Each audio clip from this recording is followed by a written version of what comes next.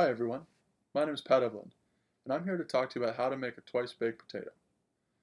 These potatoes are one of my favorite side dishes, and I like to pair them with steak, chicken, fish, really any sort of protein. They're very simple, and it's, like I said, it's a delicious side dish to go along any meal. First of all, what is a twice-baked potato? Simply put, it's a potato. We're going to scoop out the insides. We're going to mix it up with some different ingredients. We're going to bake it again, topped, as you can see, with cheese and bacon, and eat it. Like I said, simple, delicious. However, it does take a while to do because we have to bake the potatoes and cook them again. It takes roughly 3 hours to do. Let's cover our ingredients first. As you can see here, we've got bacon, butter, cheese, sour cream, milk, salt, pepper, and a little spreading butter too that we'll use as well. Most important part of this is our potatoes. We need large baking potatoes that we can easily cut in half to scoop out and leave a good strong skin for later as we refill the potatoes. The process, we're going to bake them, we're going to scoop them, we're going to mix up our ingredients, and we're going to bake them again. Like I said, simple, easy, but can take about 3 hours given the cooling period and the initial baking of our potatoes. Step 1, we need to wrap our potatoes and prepare them for our first bake. We're going to take our tin foil, we're going to spread our spreadable butter on there, okay? Pour a little salt, then wrap our potato up. We're going to do this so we can eat that skin of our potato. It's going to give us a nice, soft, buttery flavor and texture to that skin. Next, we're going to bake them. 350 degrees for about an hour. May have to bump it up to 400 degrees for another extra 15-20 minutes if after that hour our potato is still hard. We should be able to squeeze the potato with our oven mitts and feel it squish just a little bit. It should be soft, not overly soft, but not too hard either. We have to be able to mash these up. Next step, bacon. My favorite step, of course. We're going to take a pound of bacon, like we had before. We had 4 potatoes. We're going to take a pound of bacon here, and we're going to fry it up in our skillet. I like a good crunch, but not overly crunchy. I like a little bit of chewy to my bacon as well. And keep in mind, we do have to bake this again, so we don't want to overcook our bacon to begin with. The next step is to allow our potatoes to cool. Take them out once they're nice and soft, let them sit for a few minutes, get them out of that foil, they'll cool faster that way. Let them sit for about 15-20 minutes out of the foil.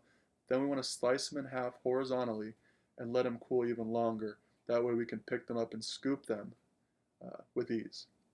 First step in scooping process is to take a sharp knife and go around the edge of the potato, leaving a thick crust, if you will, without going too far out close to the skin and cutting through the potato. Then we're going to score our potato diagonally each direction to make it easier to scoop.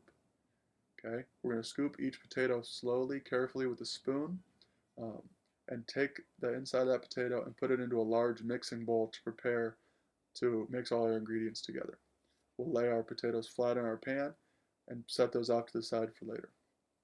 Our next step, after we've scooped up our potatoes, is to chop up our bacon.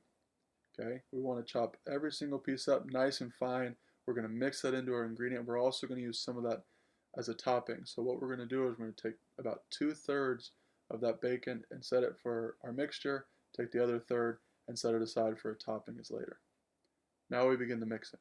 We're going to take our stick of butter, toss it in there with our potatoes. We want to make sure that butter is soft, not too hard. It doesn't have to be super soft. Our potatoes should still be warm, so it'll help melt that butter up. Add some salt and pepper. Mix it all up. The salt and pepper really is to taste. If you like real salty, you like a lot of pepper, go ahead and toss it in there. Next, our sour cream. I like a lot of sour cream. What we started off with was a 16-ounce container of sour cream. Didn't really measure it, but we probably ended up using about 10 to 12 ounces of it. If you don't like sour cream at all, leave it out. If you'd like just a little flavor, only add a little bit. That's really up to you. Next, we're going to take that bacon we set aside for our mixture, about 2/3 of our pound.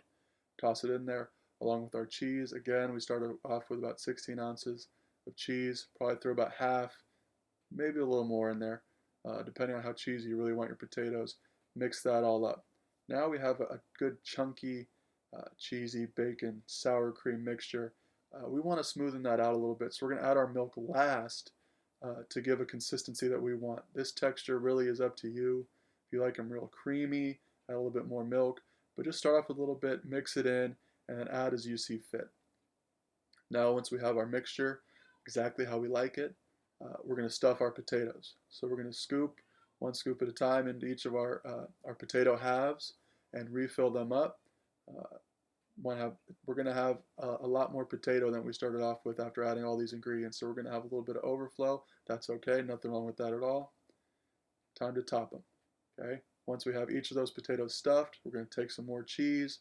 Again, this is to your liking. We love cheese here, so lots of cheese on top. Then we're going to also take the rest of our bacon and top our potatoes with that as well, on top of our cheese.